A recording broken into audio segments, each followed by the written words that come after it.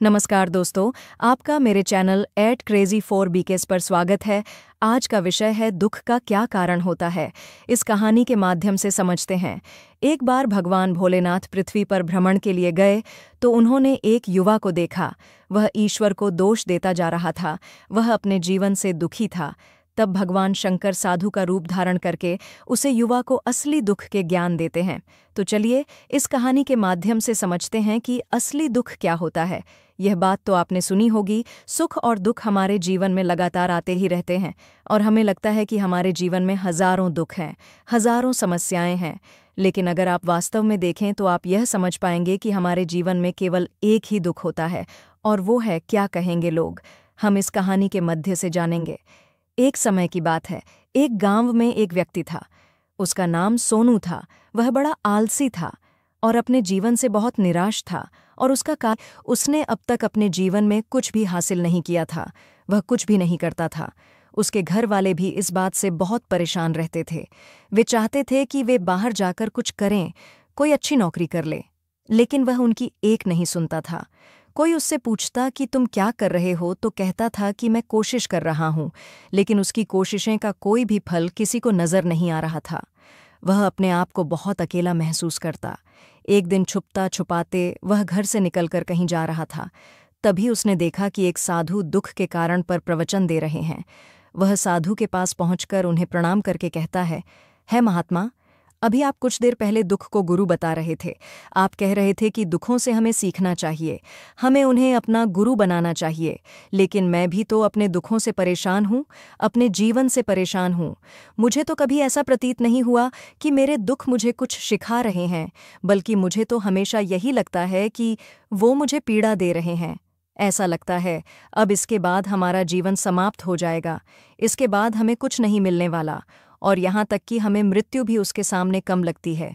तब साधु ने कहा, बेटा, दुख ये नहीं है कि तुम क्यों नहीं कामयाब हुए, बल्कि तुम लोगों के तानों से दुखी हो। तुम ये सब भूल जाओ, लोगों के बातों को, और भगवान का नाम लेकर कुछ भी करो, बिना सोचे कि लोग क्या कहेंगे। साधु रूपी भगवान शिव की बातों को सुनकर उसने निर्णय लिया कि वह अब कुछ करके दिखाएगा। उसने अपने पिता से थोड़ा सा रुपया लिया और उसे रुपया से उसने एक व्यापार शुरू किया। उसके पिता बहुत खुश थे कि कम से कम मेरा बेटा कुछ करने का प्रयास तो कर रहा है। लेकिन उसे व्यापार में कोई सफलता नहीं मिल रही थी। उसे यह समझ नहीं आ रहा था कि वह क्या करे, किस तरह से अपने व्यापार को आगे बढ़ाना। तभी उसके पिता ने उससे कहा, बेटा, कोई बात नहीं, इसी तरह से प्रयास करते रहो, आज नहीं तो कल सफलता अवश्य मिलेगी। सोनू ने अपने पिता की बात मानी और अपने व्यापार में और भी मेहनत करने लगा। धीरे धीरे उसे सफलता मिलने लगी और फिर उसने रफ्तार पकड़ ली। देखते ही देखते केवल 3 सालों के अंदर वह एक बहुत बड़ा व्यापारी बन गया। अब उसके पास धन दौलत की कोई कमी नहीं थी। हालांकि उसके पास अब सब कुछ था, धन दौलत, अच्छा घर, गाड़ियां, नौकर जाकर, सभी सुख सुविधा।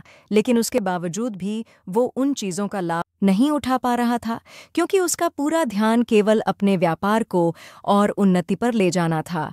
लोग जो उसे पहले नापसंद किया करते थे, अब उसे पसंद करते थे, उसकी चिंता करते थे, उसके कार्यों की सराहना करते थे। वो धन कमाने के चक्कर में लगा रहता है।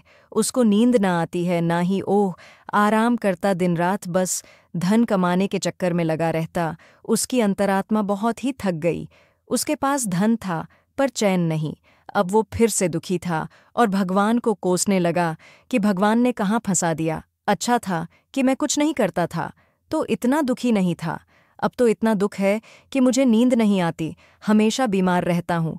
ये सब भगवान देख रहे थे, क्योंकि उनकी ही तो सब माया थी। उसको ज्ञान दे रहे थे कि दुख का क्या कारण होता है। भगवान शिव फिर से साधु के रूप में उससे मिलते हैं और समझाते हैं कि धन से सुख नहीं मिलता, असली धन तो स्वास्थ्य होता है और मन की शांति। दुहक तो आते जाते रहते हैं।